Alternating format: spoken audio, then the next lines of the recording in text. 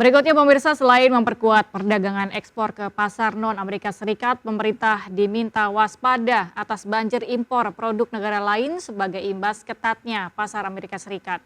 Ya, peneliti Indef Ahmad Heri Firdaus mengungkapkan bahwa dampak rambatan dari kebijakan tarif balasan Presiden Donald Trump adalah lonjakan impor yang berasal dari negara lain akibat sulitnya mengakses pasar Amerika Serikat. Heri menjelaskan bahwa ketatnya pasar Amerika akan membuat produk ekspor negara lain akan menyasar pasar dengan demand yang lebih besar. Hal itu membuat pemerintah harus siap dalam menghadapi dampak rambatan tersebut. Untuk itu Indef meminta pemerintah menyiapkan skema non-tarif barrier seperti mewajibkan produk impor memiliki kemasan bertuliskan bahasa Indonesia. Dan hal ini demi memastikan produk industri dalam negeri tak tergerus produk impor negara lain. Untuk mengantisipasi itu apa yang harus dilakukan? Yang paling relevan adalah bagaimana kita menerapkan non-tarif measure, ya non-tarif barrier, NTM, TBT, SPS ataupun yang lainnya. Nah, itulah yang kita masih lemah.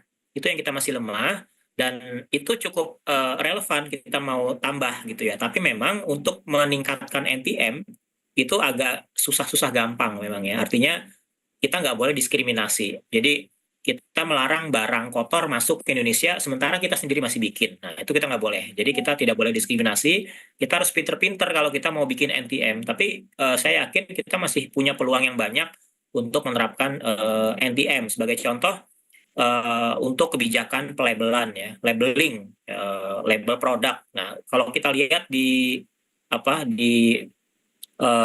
toko-toko di di retail gitu ya, masih banyak produk-produk impor yang tidak ada bahasa Indonesianya.